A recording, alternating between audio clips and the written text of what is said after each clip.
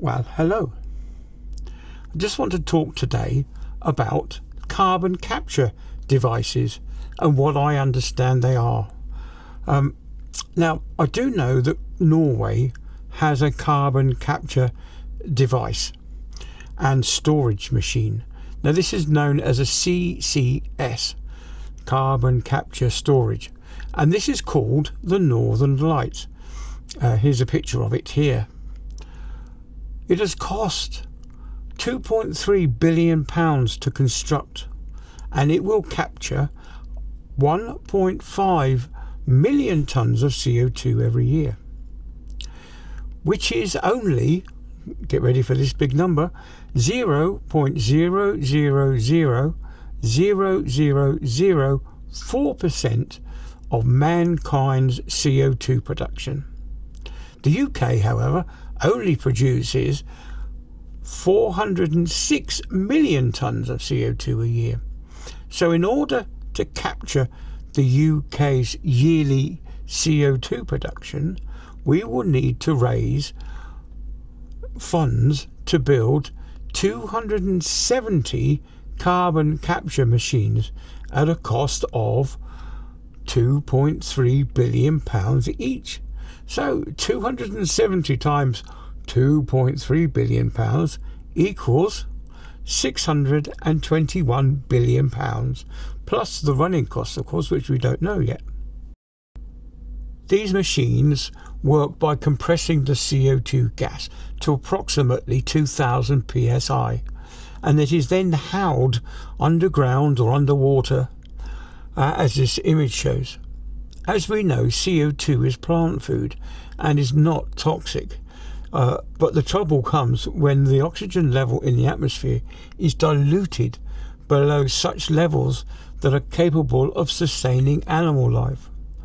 This is how you put out a fire, basically, is if you cover it in CO2, you dilute the oxygen so far that it can no longer sustain a flame. So this is what happens when you replace the oxygen with CO2 in its purest form. That's when the problem starts.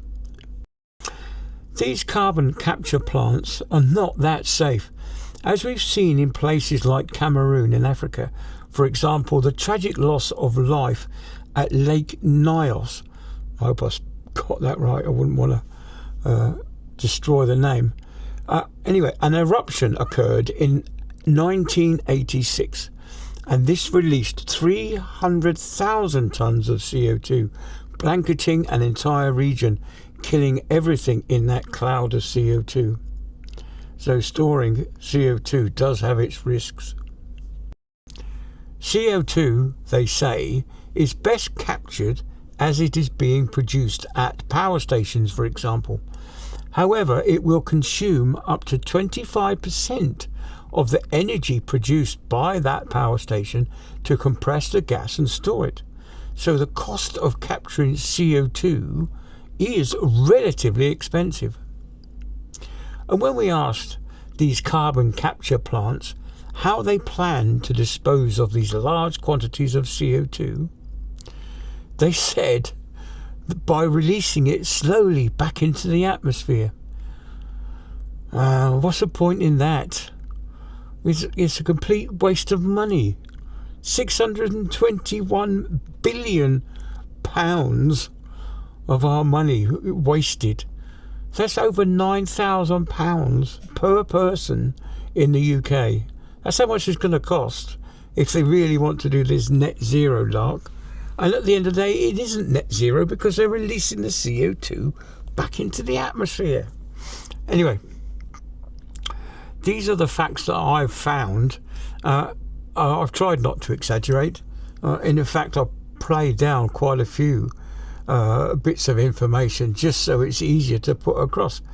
But are you happy with Ed Miliband doing this in the UK, spending £621 billion upwards of your money for nothing? Anyway, that's carbon capture. See you later. Bye then.